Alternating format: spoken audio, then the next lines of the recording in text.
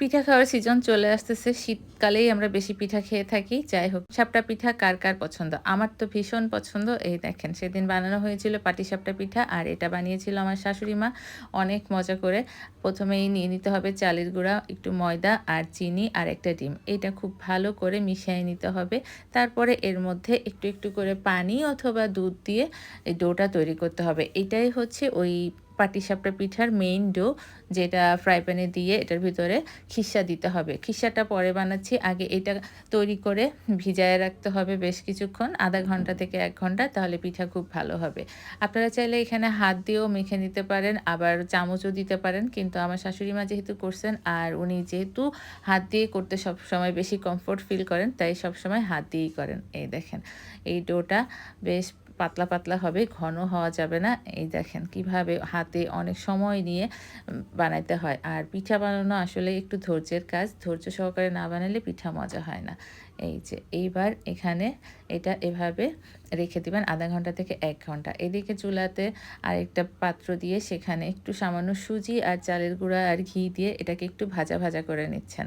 কারণ আরেকভাবেও দুধ ঘন করে জাল দিয়ে, দিয়ে, দিয়ে অনেক সময় ধরে একটা খিসা বানানো যায়। আর এটা যেহেতু তাড়াহুড়ো করে বানানো বা হঠাৎ খাইতে ইচ্ছা করছে, তাই আর দুধ জ্বালানোর এত সময় নেই। তাই আমরা এটাকে খুব ভালো করে ভেজে নিচ্ছি। তারপরে আরেকটা পাত্রে আমরা দিয়ে দিচ্ছি হচ্ছে একটু নারকেল কুচানো, মানে কুড়ানো নারকেল যেটাকে বলে, কুড়ানো নারকেল, পানি আর গুড় দিয়ে এটাকে ভালো মতো জাল দিয়ে নিব। তারপরে ওই যে ভাজা সুজিটা রাখছি ওইটা একটু পানি দিয়ে ছেঁকে নিয়ে এর ভেতর দিয়ে দিব। এইভাবে তারপরে নাড়া দিলেই হয়ে যাবে হচ্ছে আমাদের খিসা রেডি। এটা একটু সুজির খিসা হয়ে গেছে, কোনো সমস্যা নেই। এটা দিয়ে খাইতেও খুব ভালো লাগে। বেসিক্যালি বাজারে এই খিসাটাই বেশি বিক্রি হয়। তবে খুব তাড়াতাড়ি খাইতে চাইলে এই খিসাটা দিয়েই খাওয়া যেতে পারে। এটাও খুব মজা হয়। আর যদি না হয়, হাতে সময় থাকে আপনাদের, তাহলে ওই দুধ জাল দিয়ে, দিয়ে, দিয়ে তারপরে ওটার মধ্যে একটু চিনি, তারপরে একটু অথবা গুড় অথবা একটু চালের গুঁড়া দিয়ে ওই খিসাটা করে নিতে পারেন সময় থাকলে। আর তাড়াতাড়ি বানাতে চাইলে এভাবে বানাইতে পারেন।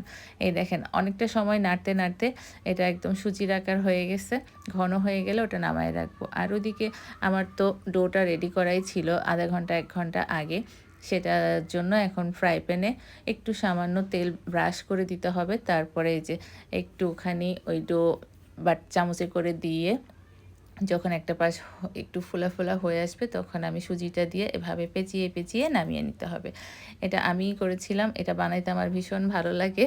এই দেখেন কতগুলা পিঠা হইছে। অনেক পিঠা হয়েছিল আর পিঠাগুলো ভীষণ মজা হয়েছিল। আপনারা যারা পিঠা বানাতে পারেন না কিন্তু খেতে পছন্দ করেন, এভাবে একবার বানিয়ে দেখবেন। খুবই মজা হয়। সবাই সুস্থ থাকবেন, ভালো থাকবেন, পিঠা খাবেন। আল্লাহ হাফেজ।